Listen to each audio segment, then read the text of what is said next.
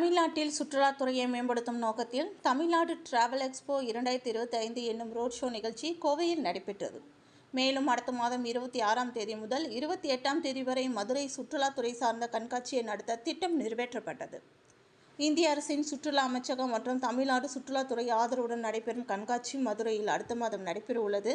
இக்கண்காட்சியில் பங்கேற்கும் பங்கேற்பாளர்கள் தங்களது வணிகம் மற்றும் நெட்வொர்க்கிங்கை விரிவுபடுத்த வாய்ப்புகளை ஏற்படுத்தி தர உள்ளனர்.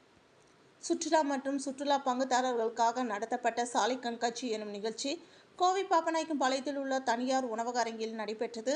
அப்பொழுது இது குறித்து செய்தியாளர்களிடம் பேசிய தென்னிந்திய ஹோட்டல்கள் மற்றும் உணவகங்கள் சங்க செயல்பாட்டு இயக்குநர் சுந்தர் சிங்காரம் கூறியதாவது: சுற்றுலாத்துறையை மேம்படுத்தும் நோக்கத்தில் டிராவல் கிளப் மதுரை, இந்திய தொழில் கூட்டமைப்பு மற்றும் தென்னிந்திய ஹோட்டல்கள் மற்றும் உணவகங்கள் சங்கம் ஆகியவை இணைந்து அடுத்த மாதம் 26ஆம் தேதி முதல் 28ஆம் தேதி வரை மதுரையில் சுற்றுலாத்துறை சார்ந்த கண்காட்சியை நடத்த திட்டமிட்டுள்ளது.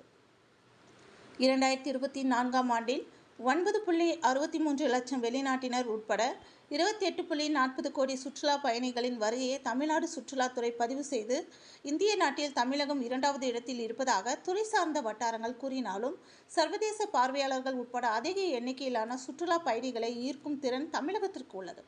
இதனை மேலும் வலுப்படுத்தும் வகையில் அனைத்து சுற்றுலா பங்குதாரர்களை ஒன்றிணைத்து சுற்றுலாத்துறை சார்ந்த வளர்ச்சியை மேம்படுத்த வேண்டும் என இக்கண்காட்சி நடத்த திட்டமிட்ட உள்ளது என தெரிவித்தார்.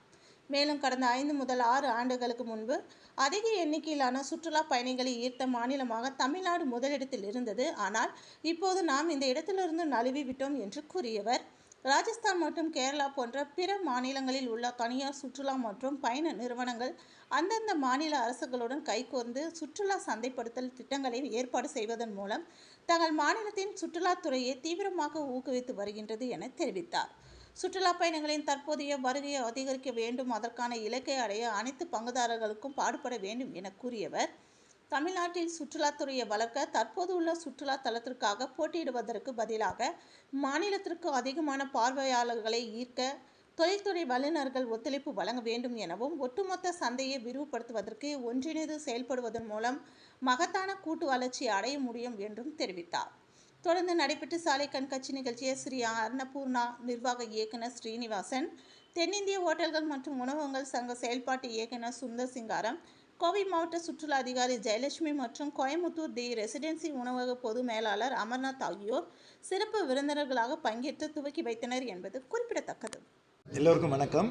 இப்போ நம்ம தமிழ்நாடு டிராவல் எக்ஸ்போ அப்படிங்கிறது இது 2வது எடிஷன் நம்ம South India hotels and restaurant association மற்றும் CII confederation of Indian industry மற்றும் டிராவல் கிளப் மதுரை இவங்க 3 பேரும் முயற்சி பண்ணி இதை ஒரு பயண சந்தையாக நம்ம செப்டம்பர் 26, 27, 28 மதுரையில் இருக்கிற ஐடிஎஸ் கட்டார் அப்படிங்கிற 2 பெரிய ஹாலில் இந்த மார்ட்டை நம்ம அரேஞ்ச் பண்ணுறோம்.